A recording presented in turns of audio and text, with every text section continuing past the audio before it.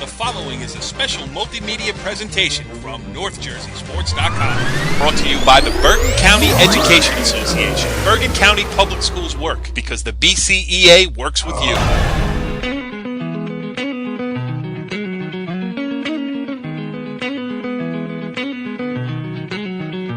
We are in the circle. NorthJerseySports.com's original multimedia series talking all things North Jersey softball. This is Season 1, Episode 3, and, we have some things to talk about because the season is better than 2 weeks old, and we've been able to get out, get some good weather, and see some teams here, especially over the last couple of days. I am Corey Doviak, being joined by my resident expert, our Hudson County reporter, and you will find out why later in the show, Richie Ballgame Barton. Richie B, first appearance on In the Circle this year. Are you excited? Yeah. I got my heel with the rubber. I'm ready to fire one right down the middle. Well, our co-host of the show is Ramapo assistant coach Mark Auggie. And Auggie, if Richie B did do that, would you try to get him called for a crow hop? Oh, absolutely. And I don't think it'll be called, though. So, I would try, but it won't be called. Yes, well, Richie B would probably re-tear his groin anyway, attempting a maneuver like that. But, Auggie, we got some good stuff on this show this week, as we are going to start with, we have two guests. One of them you know very well, and we are going to have your head coach on, Ramapo Green Raiders skipper Leslie Stephen, who won her 400th game of her career earlier this week on Saturday against Jefferson. And, before we get her on a little bit later in the show, Leslie Stephen has done great things both at Hawthorne and Ramapo, and you've gotten an up-close and personal ride to many of those big victories.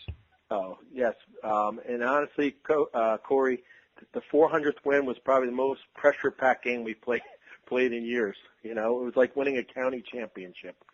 Yeah, because of course, no coach, even no player. How many times have I written a story on kids who have scored their 1,000th point in basketball, and to a T they all say, I wasn't thinking about it, blah, blah, blah. But you know what? You got to think about it. 400 was hanging out there, especially because you guys had lost a few in a row. Mm-hmm. She was stuck on 399. I bet you there was a big exhale, not just for the victory, but also, after she does this show tonight, now everybody can stop talking about it. Exactly. I think it's like you said, it's like with kids, you just want to get it out of the way, and then you can just move on with the season. Yeah, maybe we should ask her to run down all 400 wins when we have her on the show. Start with the first one, and we'll go forward and pick out the good ones. I can do that from the Ramapo perspective. Yeah. Do you want me to start right now? Yes, 11 years at Ramapo, you two together. Go ahead. We're number one now. And we are also going to have first-year Secaucus head coach Amanda Jones on, and Richie B. It's going to be weird talking to Amanda Jones as a head coach, not because she's not doing a great job. She is. They're off to a 5-2 start. But you and I covered her when she was a player, and we're getting so old. What do you want me to say? How do you want me to respond to that? Yes, we're old. It's over. We're not getting younger. It stinks. Yeah. I mean, you've lost your last couple of Barton challenges. I mean, Dino Broderick had to shake your confidence a little bit in the three-point shootout at St. Mary's. I mean, back in the day, you'd take on all comers. Now you're selective in your opponents. No, I'm not selective. I just lose to everybody. Once again, it stinks. Let's go, before we get into our guests, let's just talk a little bit around Bergen County and North Jersey softball. And Richie B and I were able to get out to the EdSAF tournament in Emerson, which we do every year because it's for a great cause. The Emerson Disabled Student Assistance Fund, started by Steve Mondadori over there, now in great hands with Nancy Graff. It's a great event over 2 days. And Richie B, we got to see some good softball, including defending Group 3 state champion Indian Hills. I know you covered them on Saturday. And let me tell you, they were in playoff form. I mean, Park Ridge is a quality team, and Park Ridge played well. I mean, They didn't really make any mistakes, but Devin Durando has been lights out all season. She's got 96 strikeouts in 50 innings. And she was just, and it wasn't just all fastballs. I mean, she was a variety of pitches, hitting spots, up in the zone, down in the zone, both quarters. She was awesome, and her defense made all the plays behind her that they needed to make. They just do everything so easily. I mean, everything just comes so easy. I don't know Auggie, I can hear Auggie grinding his teeth over there. I got to see him up close already once, and I get him again later. They're going to be really, really tough to beat. I mean, the one question mark I thought going into the game was, Nicole Peotti was, a 4-year starter, a catcher for them. I mean, she was a great catcher. She was batting 4 in their lineup, a home run threat every time up. And I thought, who's going to fill that void? And Madison Levine has stepped in, and she just had complete command of the game, threw out 2 base runners pretty easily, too. I mean, she's got a gun. Yeah. They've got a couple new players in a couple new positions. They have a lot of people returning still. I mean, it's just like the train just keeps on moving. I actually think they're a better hitting team than they were last year, believe it or not. Yeah, and we talked about it a little bit in the last couple of shows. I mean, IHA today, as we tape this, it's Monday night. IHA improved to 10-0. Indian Hill's still undefeated, and those two have separated themselves a little bit. I mean, they were the 2 teams that played in the Bergen County final last year. Both of them won state championships. So, actually, did IHA win a state championship last year? They did not. They did not. They lost in the final, right, Richie B, down in Toms River? Did they lose the final? I don't remember. No, okay, they won, right? Probably so Immaculate Conception too. Throw in there. I mean, they haven't been scored on. They haven't been scored. I mean, they haven't really played any good competition as of yet, but they haven't been scored on. I think they've only given up like 7 or 8 hits the entire year. Right, Immaculate Conception you throw into that group though too, but all it was also a state champion. Yes, exactly. And the thing, my point was going to be before I totally blanked on whether or not IHA won a state championship was. But all right, so take those 3 teams, put them at the top. But if you look at 4 through 16, it's such a wide open field, really. And anybody could. It's so cliche, I don't even want to say it. But really, any team can beat any team, and that's going to make, I think, this year's county tournament a lot of fun to see who's going to, get that maybe last spot or the 3rd and 4th spots in the Bergen County tournament semifinals. Oh, absolutely. I think there's so much parity this year.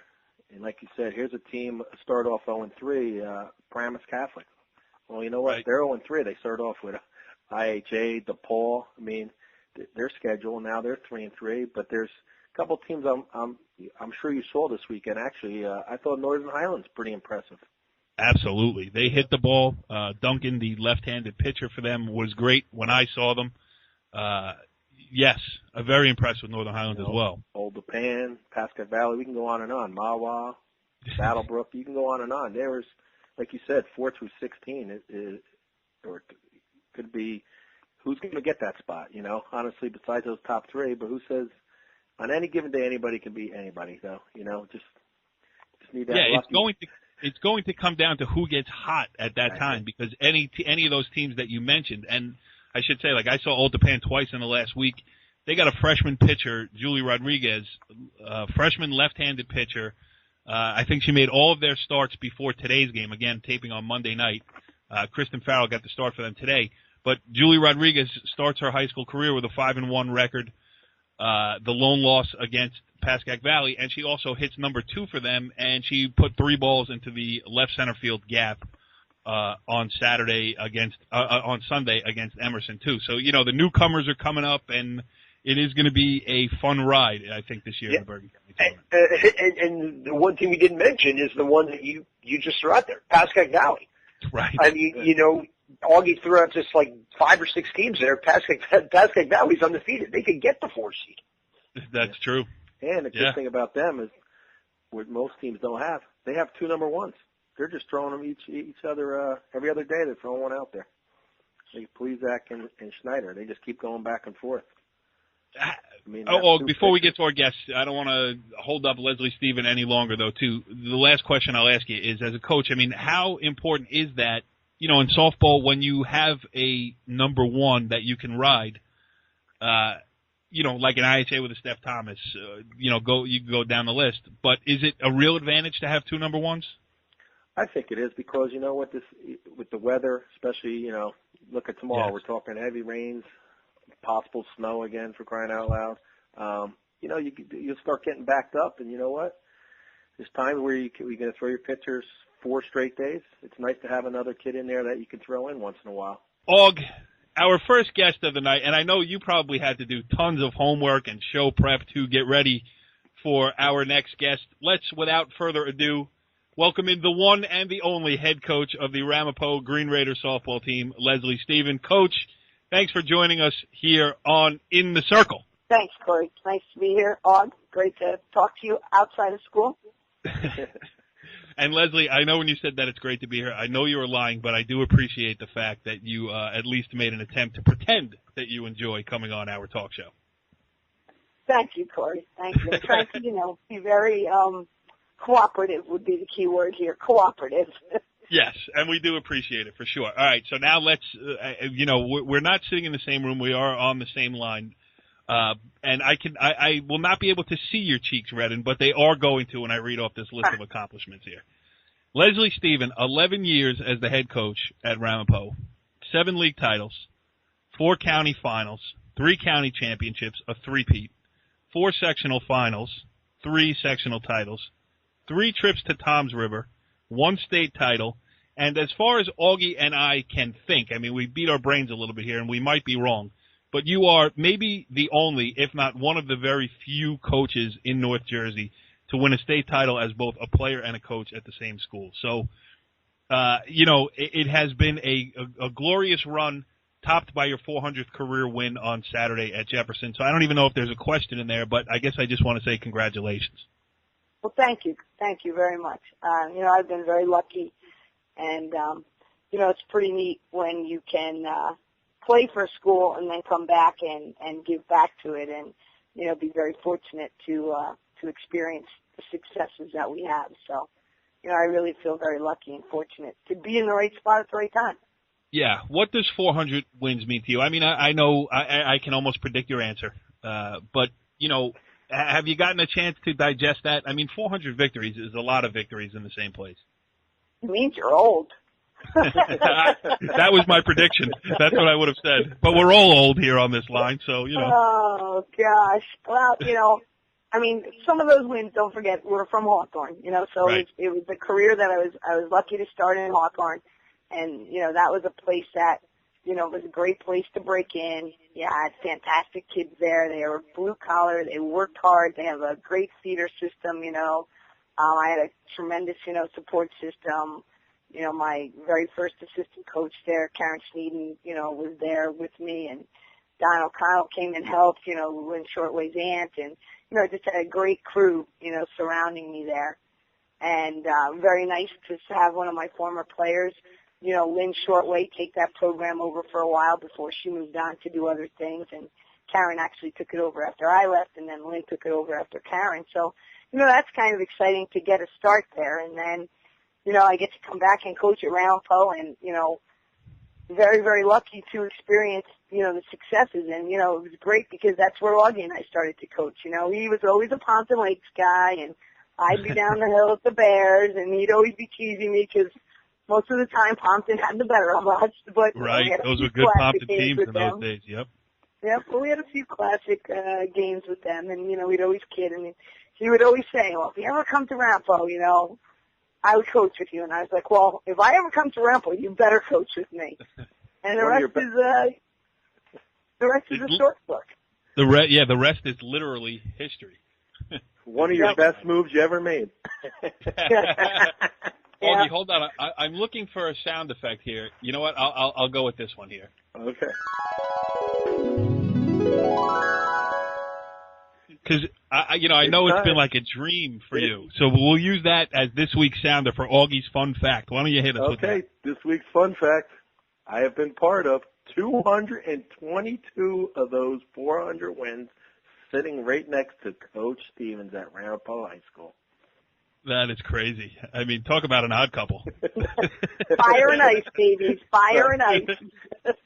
You know what, though, Aug? I mean, let's take off the co-host hat for a minute. Let's talk to you as another guest on the show here. What's it been like? I mean, I've been around Ramapo for the last, I don't even want to remember how long it's been now. And I've always known Leslie to be just so upbeat all the time. A kid makes an error. It's like, hey, it's okay. You're going to get the next one. I mean, is that what really goes on in practice all the time? Is she always that upbeat and peppy? Oh, always upbeat and peppy. she's got to calm me down. Yeah, I've seen that as well. I'm sure in recent years she's gotten more gray hairs from the kids, but everything's she's always positive, which is good. Yep. Leslie, how about when you think about, I mean, a couple of them stick out in my mind, saying, I've covered all of your 11 years at Ramapo High School. How about some of the players, and not necessarily even the best? I mean, you could obviously mention the Amy Pickeniches, the, Brittany Biancos and the like. Oh, but sure. How about some of the Dan kids? Depkins, the Carolee, Schwerzers, the Amanda Joachms. I mean, I don't think I'll ever forget the, home run she hit off of the, practically the snack stand that day. It was the boys' baseball dugout in the county game against Indian Hills. I mean, right. We've been, Mallory Brown, the Jesse Brennans. I mean, you look at the kids. I mean, just think Jen McKay played for us. I mean, she was our first pitcher the first year we were out. So, we've really, been fortunate over the years to have had a great, tradition of players that have come through, going back to those days to, the kids at Tori Sobel, and Alyssa Nacco, from the more recent. Julie Shaw. How can you forget Julie Shaw dancing everywhere, right. And it's just, a bunch of those kids. And the nice part about it, is that they still, will come back. They come home, they come back, Even the players like an Olivia, Jimmy Cricket sounds forgetting. Olivia Bell. Right, and Lindsay Iana, like those kids will still reach out, And like you said, they weren't big, huge stars per se, but they were key components of very successful teams. And, I think the one thing that Auggie and I have been able to do, and Jen with us now, is build relationships. And, when the kids come to Ramapo, they feel they're a part of something. They feel that it's more than just playing on the softball team. There's a little bit of a family that gets established, some traditions that you maintain, traditions that you uphold, and the older kids, hope that the younger kids are maintaining it and living up to it. And I think that is, something that's, very important, that you have built something there. And you know what? We were blessed in those years, where we won the county championships in the States. I mean, we had just had a special group of kids that were coming through at the right time, the right place. But, even in the years that we haven't been as successful, it's still been, Ramapo tradition softball. There's still, kids that are there that are, committed to trying to maintain that excellence that has been set forth from those before them, and that's important. Yeah, I mean, like you could say, it could be a down year or whatever, but a down year for you is 15 wins, a little run in the county tournament, a little run in the state tournament. The definition of down year is different at Ramapo than it is at a lot of other places around here. Auggie, do you want to ask a question? No, but I thought it was interesting. She was talking about 400 wins and how old she's getting. You notice how she forgot the kid's name, and I was right there. So that's really basically my job, is just to remind her of things. Well, we call Auggie stat man. Let's not be, every day as I go to put the lineup in you have to put the record and whatever, and I'm like, Auggie, what's our record now? Okay, he takes care of all the stats. Before we get to the county tournament, he gives me a sheet and says, okay, this is everybody's record. This is what I think we're here to, be seated. Same thing with the states. He has it all broken out. He works on our stats during the season. He is, a key part. Plus, don't let him fool you. He is as passionate or more passionate. He's a big factor behind our success with all the things he does with the day-to-day. He's very good at breaking things down and making them simple. Yeah, there are times he gets frustrated, absolutely. But, again, he's a teacher first. He would have been an excellent teacher had he gone in for that as a career. But he does a great job on the field, don't get me wrong. But he would have been an excellent teacher as well. I've gotten to watch him coach basketball and softball now, and it is in his blood. He does like that part of it. You know what's funny about it, too? I was texting back and forth with Joe Spafford today, and he said, hey, how's Auggie doing with the softball show? He said he's great. He's lining up guests, and he's taking it seriously without being serious. And I think that kind of sums up the approach, too, with his softball stuff. All right, so let's talk a little bit about this year. The 400 wins, impressive, obviously, but maybe even more impressive, and I want to follow this one up too, but that it came against a team in Jefferson that was undefeated going in. You guys were struggling a little bit. You needed a victory, any victory, who cares 400 or not. And then you go out to Jefferson and a big win there. Is that something that you can, hope that propels you forward a little bit here. Yeah, absolutely. I mean, like you say, more than anything, we needed to win as a team. I mean, at that point, we were 1-4, just coming off being shellacked by Indian Hills, and we were looking for some sort of a victory, and to play a team out of the area was so nice and so refreshing, and I think the kids really responded. Where it was a tight game, and then we finally just exploded in one inning, and we just really hit the ball very well. And, we're still making some mistakes in the field, but we were able to contain them and not really let them, kill us. And Mel pitched a whale of a game. I mean, Melanie Pasota has been just, fantastic for us in the circle. So, she went out there and really kept their hitters off balance to give us just enough breathing room. Of course, they did have bases loaded with, like one out in the last inning. It wasn't going to come easy, but we got it. Yeah. Hey, Aug, did you hear that? She said in the circle. That was pretty good. Thank you for the plug for our show here. Yeah, I did. My follow-up question was, does this team remind you of at all, and it does remind me a little bit of that Julie Shaw team that made the surprising run to the state tournament, to the state final, because, it wasn't the greatest regular season record, but that's going to happen to you guys every now and again because of the schedule that you play. I mean, your league, everybody that you're playing twice this year is good, and you guys are going to beat each other up. And then when you get to the state tournament, I mean, it could be the exact opposite. You could see a league opponent in the first round, but you also may get one of those Sussex County matchups and, get a little head of steam. Is there any, at least that's a lesson that you could tell your kids? Oh, absolutely, and that's what you hope for. And the other part of that, the other piece of that puzzle is we are very young and inexperienced, at a lot of the spots. And you're hoping that, again, as the season goes on, you develop, more consistency and more experience and more confidence, that you can play like that.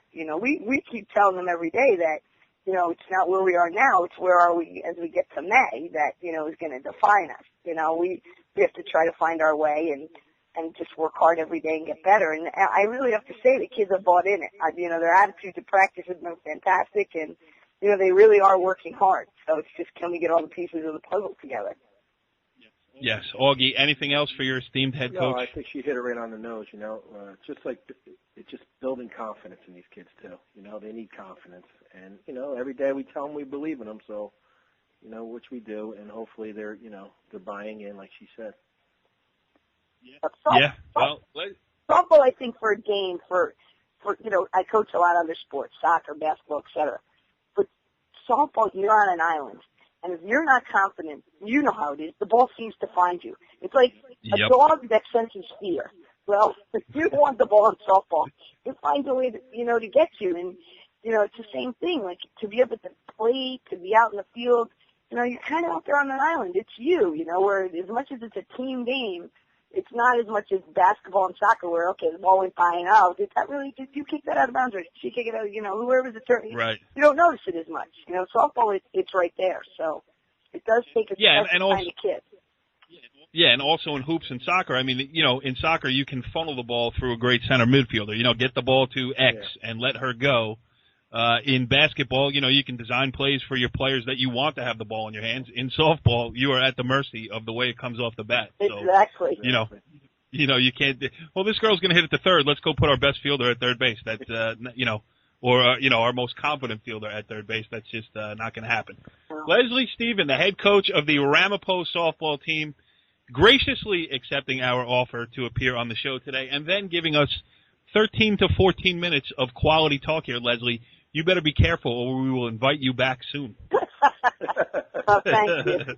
Thank you. It was a pleasure. Thank you for having me. I appreciate it. Thank you. Thank you, Leslie. And my parting words to you are schedule your NorthJerseySports.com photo shoot soon. Okay, we will.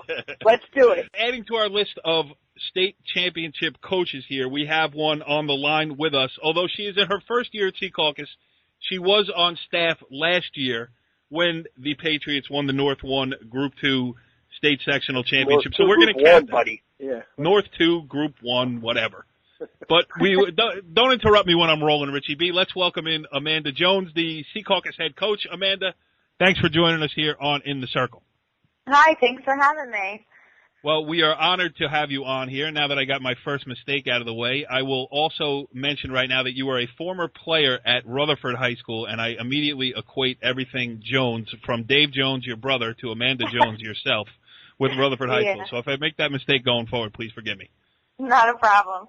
All right, so let's talk a little Secaucus Patriots here. You guys are off to a good start. 4 straight wins, 5-2 through 7 games of the season. Kind of where you hope to be? Yes, absolutely. We're playing well, and we're playing as a team, and everything's just kind of going smoothly day by day. So we're in a good spot right now.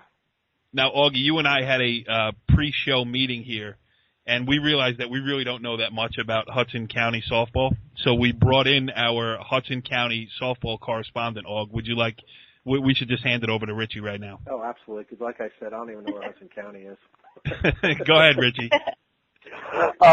Yeah, I mean, Secaucus, reigning county champs, reigning section champs.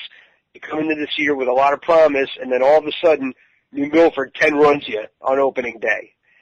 Ooh, I mean, that hurt, Rich. I'm just saying, do you feel that was the exact wake-up call that this team really needed to kind of, kick it into high gear? I think so. I think being that we are very young and very inexperienced, and because March was such a crazy month with the weather and all these other factors, we really only got, 3 and maybe a half scrimmages in when we really needed those other scrimmages to kind of iron out some things. So I think opening day, we played a really good team. We played New Milford. They're an excellent team. They have a great program. And it was a tough home opener for us, but I think it's what we needed. I think it's what the girls needed to realize that, we really have to come in and work hard every day if we are going to be successful. Follow up, Richie. I'm about to. And that kind of begins and ends with Julia McClure. This year, she's, great shortstop. This year, she's in the circle, already has 4 home runs and 12 RBIs. I mean, just talk about, not just as a player, but also as a leader, how she's developed this year. Well, she's really taken on the leadership role this year. She did last year, but even more so this year, moving from shortstop to the mound, and she's accepted that position, and she's really worked hard day in and day out. She's been working all winter long, even though, she's still playing basketball and everything, but she's able to balance all that, and she really is a leader on and off the field for the girls on the team as well, and they really look up to her, and her work ethic is just phenomenal. She comes in every day, and she's always going hard, and I think that's important for the other girls to see that. So she really does lead by example, and that's a great thing. Yeah, and she's been through tough games, not only in softball. I mean, Richie and I have seen her. And, Auggie, I don't know if you've ever been exposed to Secaucus girls basketball somewhere along your travels as the assistant coach up there. But, I mean, Julia McClure just plays hard every second of every game. And, physical, strong, Just a great athlete. Definitely a good player to lead. How about, Amanda, how about for you? You take over this program this year, successful program, Cheryl Bott. You coached under her for 5 years, and now you find yourself, as the one making the decisions. How about, from your perspective, biggest eye-opening things, being the head coach, things you didn't realize that would happen, or, how's it been for you? Well, it's been great. I mean, I'm so thrilled to be able to be the head coach and be able to coach these girls in this capacity. So every day is fun for me. So I can't even picture my life where I haven't had softball in it. So it's been great. But as a head coach, I think the biggest transition for me, being with the program for a couple of years now, is how young we are and how inexperienced we are. We have a lot of sophomores and a lot of juniors, and really we only have one returning varsity starter who is in the same position as she was last year, and that's Kendall Caruso, our starting third baseman. So it's different in the sense that we're all learning and we're all growing together, and that's different from years past. We had Danielle Rosing on the mound for a couple of years, and we had a set infield for a couple of years, and even a set outfield. So it's definitely a transition in terms of just experience of the girls. Yeah, and just listening to that list there, too, you get a lot of multi-sport athletes at Secaucus. I mean, you have to at smaller schools. They really can't afford to specialize if you're going to be successful in as many sports that Secaucus is too. Do you like that angle? Get them out playing other stuff, and then come back and meet me on the softball field when the other obligations are over. I do. I think it's important for them to play multiple sports and really get a feel for different sports in different seasons. I think that makes them a more well-rounded athlete, and they have fun doing it, and that's what's important in high school. You want to have fun and enjoy what you're doing. You don't want to have to come in and feel like it's a job. So I encourage it. And a lot of them continue to play other sports now and in the summer, and that's fine with me. So I know that then when they come to practice, they're dedicated and they're committed when it's the time. So if they want to go out and participate in other sports, I'm definitely all for that. Yeah, and you were a multi-sport athlete as well, so you know how it goes there. Hey, Og, how we doing over here? Do you want to add anything, or would you just like to throw it back over to Richie? You can throw it back to Richie. I'm going to keep eating my cheeseburger. Talk about, besides Julia and Kendall Caruso, talk about some of the other girls who have stepped up, on the offensive side, because 46 runs in your last 4 games after a tough start to the season, especially with 2 late wins over, beating Harrison. I think that was that in extra innings against Harrison? I'm sorry, say that again? Did you beat Harrison in extra? I know you beat Bergenfield with 3 runs in the 7th, and then I think Harrison, was that an extra inning game you won? Yes, that went 8 innings, and Julia hit a home run in the top of the 8th to put us ahead. That works.